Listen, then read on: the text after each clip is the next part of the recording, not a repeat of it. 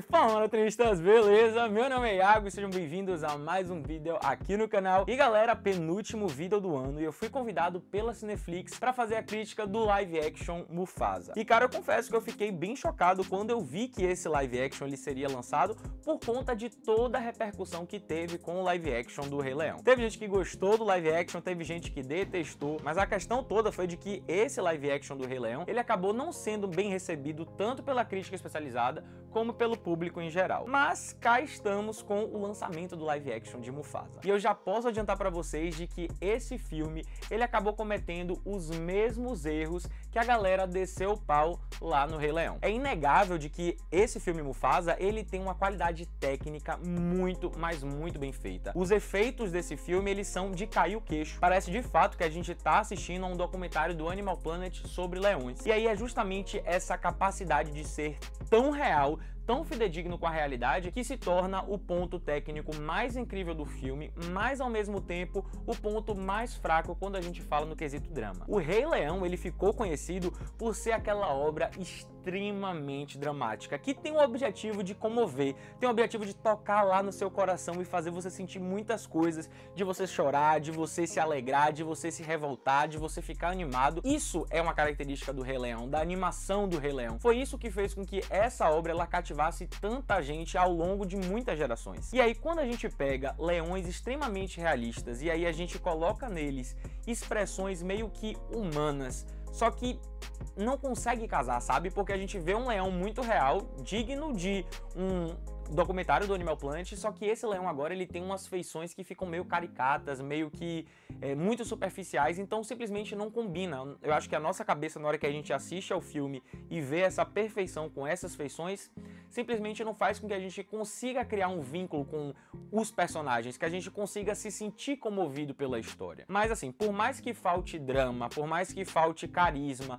por mais que falte charme, por mais que falte profundidade na questão emocional do filme, um ganho que eu acho que Mufasa tem em relação ao live action do Rei Leão é o fato de que nesse filme a gente está tendo uma história inédita. Então eu acho que nesse ponto o filme Mufasa ele tem alguma coisa diferente para poder oferecer. É muito bom a gente assistir o filme e conhecer um pouco mais sobre a história de como Mufasa cresceu, a relação dele com Taka, a relação dele com Sarabi, como foi que aquela paixão, aquele amor entre eles dois acabou florescendo, como foi que Mufasa virou o Rei Leão da época dele. Então esses elementos que são novos para o folclore desse universo do Rei Leão, eles são muito bem trazidos nesse filme e aí sim eu acho que esse vai acabar sendo o único ponto da trama que vai ser relevante e importante para esse filme, porque o resto a gente descarta. Ah, Iago, mas por que o resto a gente descarta? Porque a trama desse filme, galera, ela é muito, mas muito frágil. E eu acho que os roteiristas, quando eles escreveram a história desse filme,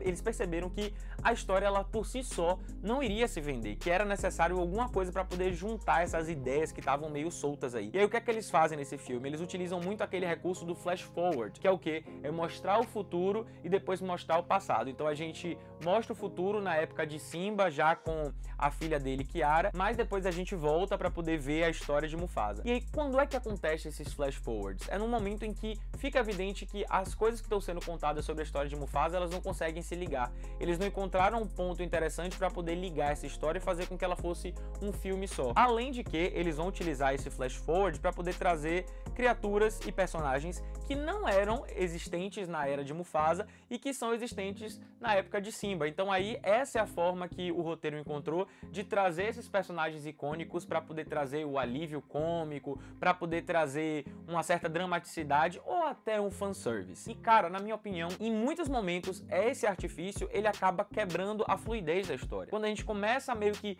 tentar se envolver com aquilo que está sendo contado sobre a história de Mufasa, a história é cortada e a gente vai para o futuro sem a menor necessidade. A gente tem que sempre recorrer àquela coisa ali base, aquela muleta emocional base, porque não foi possível criar nada novo que fosse suficiente para trazer essa carga dramática que prendesse o público. E vamos combinar uma coisa? Assistir a um filme musical com leões realistas que têm expressões caricatas e uma história frágil e ter um musical com músicas que não são boas realmente não tem condições. Eu acho que aqui foi a grande perda do filme de Mufasa, porque assim, muito do que se criticou no Rei Leão foram que as músicas foram cortadas ou que partes foram alteradas, e eu super entendo, porque as músicas do Rei Leão, elas são icônicas, então você mexer em algo icônico é um completo absurdo. Mas aqui em Mufasa a galera tinha a possibilidade de entregar músicas originais, músicas novas, coisas que a gente não conhecia. As músicas, elas acabam sendo muito, mas muito chatas. Detalhe que é o seguinte, eu tô fazendo uma crítica da música relacionado ao filme dublado, tá? Porque eu fui assistir ao filme em português. Pra não dizer que eu não gostei de nenhuma, tem uma música de Sarabi e de Mufasa que acontece no momento que eles estão no gelo, que essa música, ela parece que flerta com aquele sentimento do Rei Leão, ela flerta com aquela emoção, com aquele drama, ela vai até um ponto e volta. Então ela é, assim, de todas, a que tem o maior destaque dramático, digamos assim. E tem uma música que Taka canta sozinho nesse mesmo arco aí do gelo, que também é uma música legalzinha, mas é isso, não passa do legalzinho, não passa daquela linha da mediocridade, fica sempre ali naquele meinho tendendo para menos. No frigir dos ovos, meus amigos, Mufasa nada mais é do que um live action que tenta arrancar dinheiro de fãs que foram construídos décadas atrás por uma animação que simplesmente se consagrou na cultura pop, que é o Rei Leão. Por isso eu, Iago, dou 2.75 almofadinhas, porque por mais que o filme ele consiga trazer elementos novos ao folclore do Rei Leão, esses elementos, eles por si só não são suficientes para poder criar uma obra singular que consiga convencer e que consiga cativar o público, mesmo que em um momento ou outro alguma risadinha ela acabe escapando. É claro que a criançada de hoje ela vai gostar do filme, porque o filme, como eu disse, ele é muito bonito, ele é um filme musicado, então as crianças pequenas elas vão curtir. Mas para aquela galera que já tem uma idade como eu, vai acabar se frustrando um pouco, porque estava esperando aquela carga dramática que infelizmente o filme não conseguiu trazer. Então é isso, galera, o vídeo tá acabando, eu espero muito que vocês tenham gostado. Se você ainda não curtiu, curte agora, se inscreve no canal e ativa o sininho para não perder nenhuma notificação. Então é isso, valeu!